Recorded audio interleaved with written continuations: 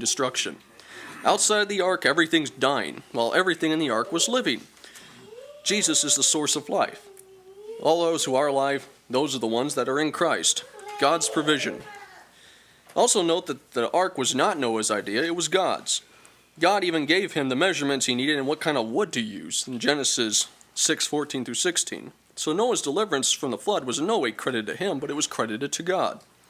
Mind you, God himself even shut him in. Likewise, our salvation is not credited to anything that we did, but to God who gave his only begotten Son for us all. He is the only means by which life can be obtained. This indeed is a very encouraging thought to know that those who in Christ will not perish. Now, one other thing to take note of here, when speaking of Noah's account, there's a response required on Noah's part. God told him what to build, he told him how to build it, but in the end, it was Noah that had to build the ark. God tells Noah, build an ark. He tells us, believe in my Son. A response is required on our part as well. Noah had the knowledge to build the ark, but until he built it, he couldn't really be saved by it. God's provided Jesus, but until you believe, you can't be saved.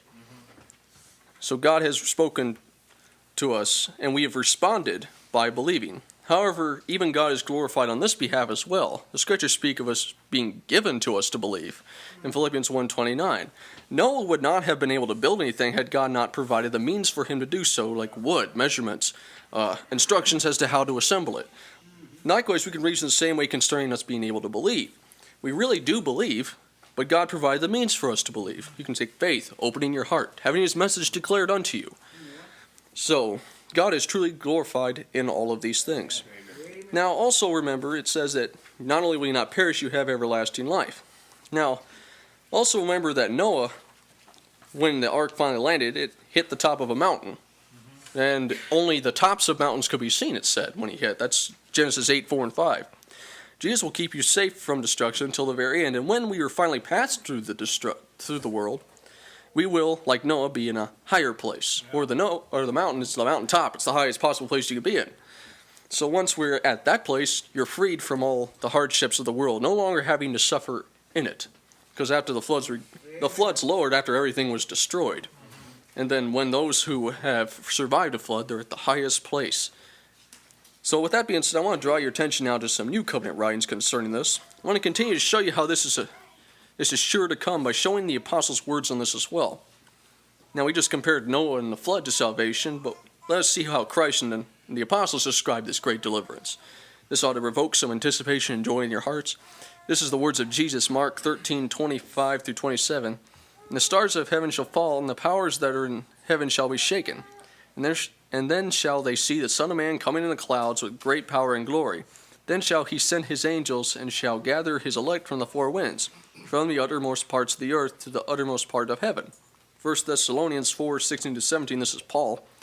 For the Lord himself shall descend from heaven with a shout, with the voice of the archangel, and with the trump of God. And the dead in Christ shall rise first, and we which are alive and remain shall be caught up together with them in the clouds, to meet the Lord in the air. So shall we ever be with the Lord. Peter spoke on this, 2 Peter 3:13 to 14. Nevertheless, according to his promise, look for a new heavens and a new earth, wherein dwelleth righteousness. Wherefore, beloved, seeing that you look for such things, be diligent that you may be found of him in peace, without spot, and blameless. Now, who are the elect? Those who are to ever be with the Lord? Those who look for a new heavens and a new earth, they are the ones who believe. The elect are going to believe. God's going to take to himself those who have received him, those who believe in him, those who love him. You can't do any of those things unless you believe. And you can't look for a new heavens and a new earth unless you believe they exist. So you could see how believing plays a great role in this. When we believe in Christ, we no longer have to think of his coming as a thing to be feared, but anticipated. Now when we think of that great day, we are filled with joy, because we do not have to live in fear of eternal separation. Rather, we can be glad in knowing that we will forever be with the Lord. Now, again, I want to emphasize this applies to those who believe. As we have seen, this is not partial belief, small belief. It's a full persuasion of faith that we speak of. Brethren, what I encourage you to do is to keep believing. Salvation is not a one-time thing. Once Jesus died, that wasn't it. You're continually saved throughout the earth, and then you'll be finally saved on the day of judgment, the day when Jesus comes back again. So until then, you're being preserved until that day. To continue to be preserved, you have to continue to believe. Right. Continue to believe in Christ, that the Father will find you acceptable and blameless when he comes to judge the earth. I want to close by reading two texts.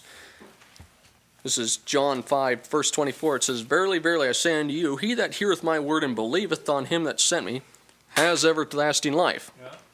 and shall not come into condemnation, but is passed from death unto life. Is passed, not will be, is passed. Immediate transition takes place. This is in John 11:26. It says, And whosoever liveth and believeth in me shall never die. Believest thou this?